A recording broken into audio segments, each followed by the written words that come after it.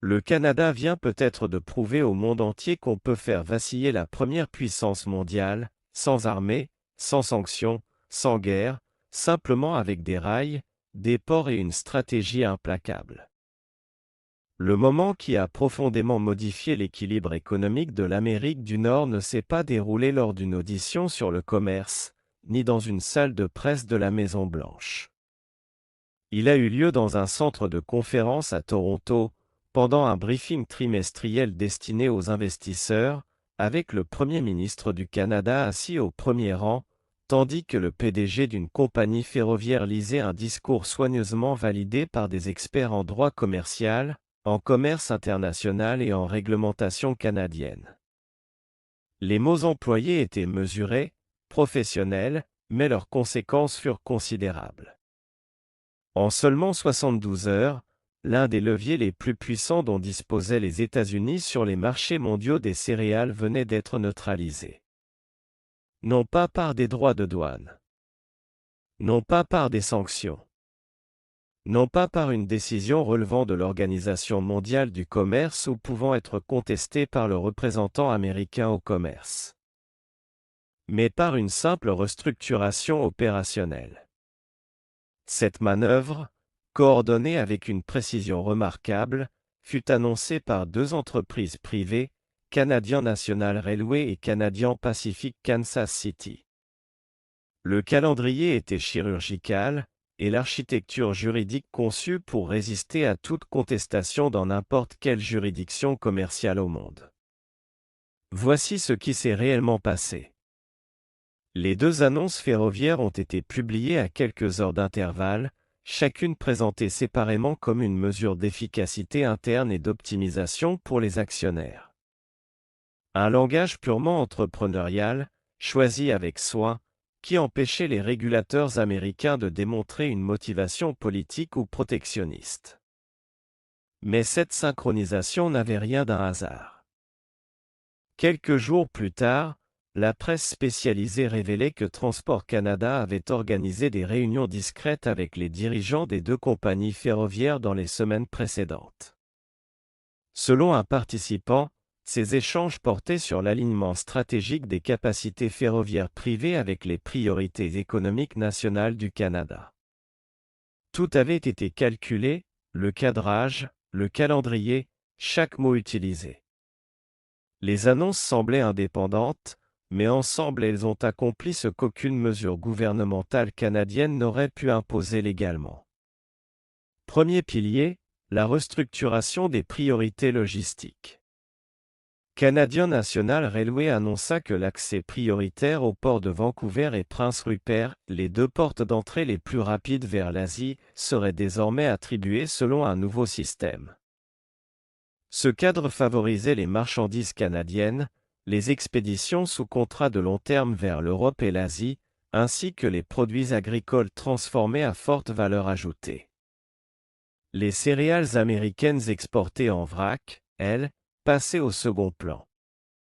Dans le même temps, Canadian Pacific Kansas City publiait une annonce similaire concernant ses routes vers le golfe du Mexique via son ancien réseau Kansas City Southern.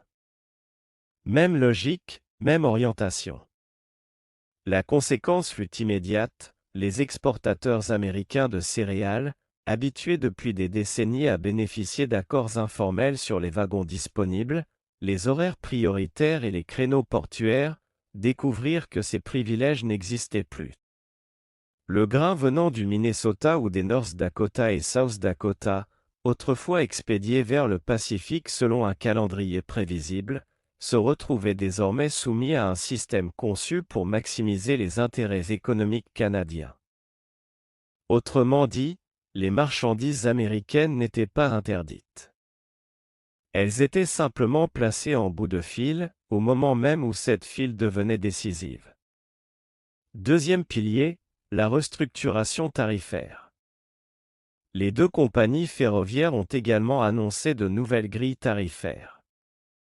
Les prix préférentiels étaient maintenus pour le grain d'origine canadienne circulant à l'intérieur du pays, tandis que les flux transfrontaliers américains subissaient désormais des coûts nettement plus élevés. Historiquement, ces mouvements bénéficiaient de conditions avantageuses, parfois inférieures aux tarifs internes canadiens. Ce temps était terminé. Le différentiel annoncé atteignait environ 18% pour les routes vers le Pacifique et près de 22% pour les flux dirigés vers le golfe du Mexique. Pris isolément, ces chiffres peuvent sembler limités. Mais dans le secteur agricole, où les marges sont déjà réduites, ils représentent plusieurs dollars par boisseau. Une différence suffisante pour rendre les exportations américaines non compétitives sur les marchés asiatiques, ou pour transformer des contrats rentables en opérations déficitaires. Troisième pilier, la réallocation des capacités physiques. Les wagons disponibles, les équipes ferroviaires et les créneaux du réseau ont été réaffectés selon les nouvelles priorités.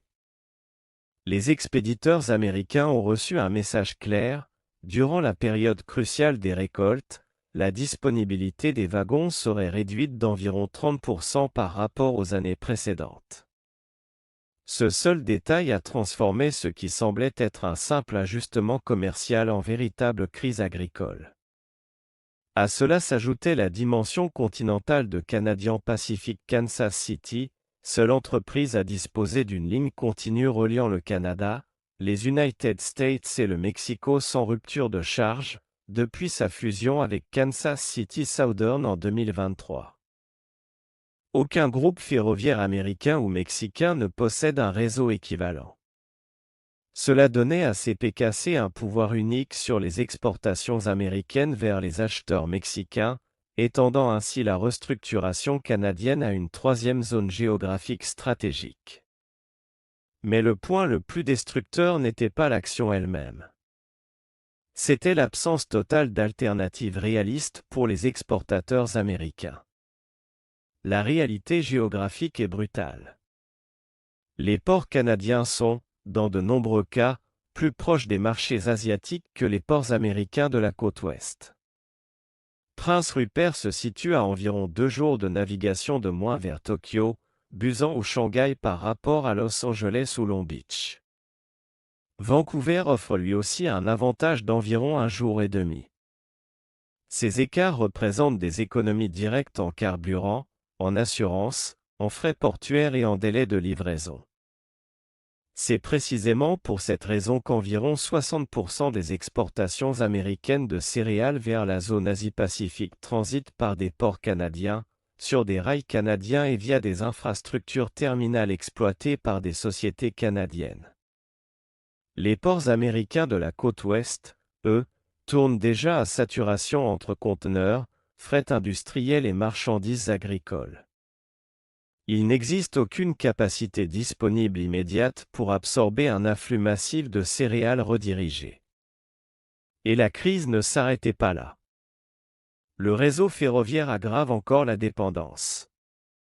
Canadian National Railway et Canadian Pacific Kansas City opèrent largement sur le territoire américain. Leurs lignes traversent le Minnesota, le Wisconsin, l'Illinois, l'Iowa, le Nebraska, les Dakota, le Montana puis descendent vers le Texas, la Louisiana et le Mexico. En clair, une grande partie des principales régions céréalières américaines dépend directement de voies appartenant à des groupes canadiens. Les alternatives américaines existent sur le papier: BNSF Railway, Union Pacifique, Norfolk Southern et CSX Transportation. Mais en pratique, aucune de ces entreprises ne peut absorber rapidement les volumes redirigés, ni offrir les mêmes tarifs, ni reconfigurer son réseau dans des délais utiles pour sauver la saison en cours. Selon des estimations de l'Association of American Railroad, recréer une capacité équivalente à celle historiquement fournie par les opérateurs canadiens pour les exportations américaines de céréales nécessiterait près de 300 milliards de dollars d'investissement en nouvelles infrastructures, ainsi qu'entre 15 et 20 ans de travaux. Et cela supposerait des autorisations réglementaires, environnementales et une main-d'œuvre disponible immédiatement, ce qui n'est pas le cas. Le facteur temps rendait la situation encore plus critique. Les annonces sont tombées seulement 3 semaines avant les premières récoltes du Midwest américain, et 6 semaines avant le pic de la saison. Une fenêtre extrêmement courte, laissant aux agriculteurs et aux exportateurs presque aucune possibilité de revoir leur stratégie logistique ou commerciale. Les capacités de stockage dans le Midwest ont été conçues selon une hypothèse simple, un flux normal des exportations, incluant l'option ferroviaire canadienne. Si ce flux ralentit brutalement, les silos se remplissent, les stocks s'accumulent, et le grain ne peut pas être conservé indéfiniment sans perte de qualité ni hausse des coûts. La suite est connue de tous les marchés agricoles. Les producteurs, contraints de vendre rapidement faute d'espace, acceptent les prix disponibles sur le marché intérieur. Ces prix chutent à mesure que l'offre dépasse la demande immédiate. Les revenus agricoles s'effondrent en quelques semaines. Les clauses bancaires liées aux prêts commencent à se déclencher. Et la pression politique monte dans les États ruraux où l'administration en place avait bâti une part importante de sa base électorale. Mais la réaction de la Maison-Blanche a révélé quelque chose d'encore plus préoccupant. Washington n'avait aucun plan. L'administration américaine n'avait jamais réellement envisagé que des infrastructures canadiennes privées puissent devenir un instrument de pression économique contre les États-Unis. La première réponse publique de Donald Trump est intervenue lors d'un échange avec la presse en Pennsylvanie. Pendant plus de 3 minutes, il a multiplié les déclarations confuses. Il a évoqué la nationalisation de chemins de fer américains qui n'avaient aucun lien avec la décision canadienne. Il a affirmé que Washington pouvait ordonner au CN et au CPKC de rétablir immédiatement le service normal, une idée rapidement contredite par son propre secrétaire au transport. Il a également présenté Canadian Pacific Kansas City comme une entreprise mexicaine, avant de conclure que les États-Unis n'avaient pas besoin des chemins de fer canadiens. Une affirmation rejetée quelques heures plus tard par plusieurs associations de l'industrie céréalière américaine. Dans les jours suivants, des messages publiés sur Truth Social réclamaient des représailles contre les compagnies canadiennes. Mais les spécialistes du droit commercial ont rappelé une réalité embarrassante, il n'existait pratiquement aucun levier juridique immédiat. Pourquoi ? Parce que ces entreprises sont des sociétés privées canadiennes, opérant sur des infrastructures qu'elles possèdent, prenant des décisions commerciales dans le cadre de leurs droits légaux, et n'ayant aucune obligation de transporter certaines marchandises à un tarif ou à une priorité imposée par Washington. En coulisses, la nervosité était encore plus forte. L'United States Department of Agriculture a réuni en urgence un groupe de travail sur les exportations agricoles. Sa conclusion était sévère, sans solution rapide, une perte significative de parts de marché américaines en Asie était probable pour l'année commerciale en cours, et potentiellement pour la suivante. Parallèlement, le United States Department of Transportation a convoqué en urgence les dirigeants de BNSF Railway, Union Pacific, Norfolk Southern et CSX Transportation. La réponse fut identique de la part de chaque groupe, pas au volume nécessaire, pas au coût historiquement proposé par les compagnies canadiennes, et surtout pas dans un délai permettant de sauver la campagne de récolte en cours.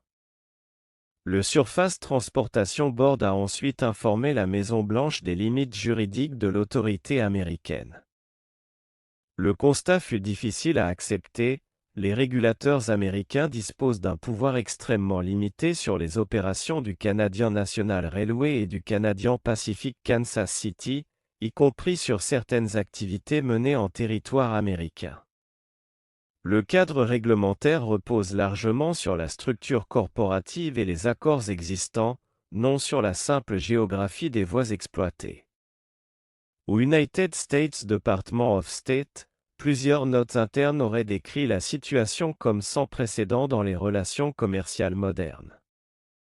Il aurait même été recommandé d'éviter toute escalade publique, car aucune mesure de rétorsion immédiate ne semblait susceptible de produire un résultat favorable aux intérêts américains. Puis survint le moment décisif. Le PDG du Canadian National Railway prit la parole lors du briefing trimestriel aux investisseurs à Toronto. Ce qui avait été présenté jusque-là comme une simple réorganisation d'entreprise allait soudain prendre une dimension historique. Le cadre était prestigieux, la journée investisseur du CN. Tous les grands analystes ferroviaires du pays étaient présents.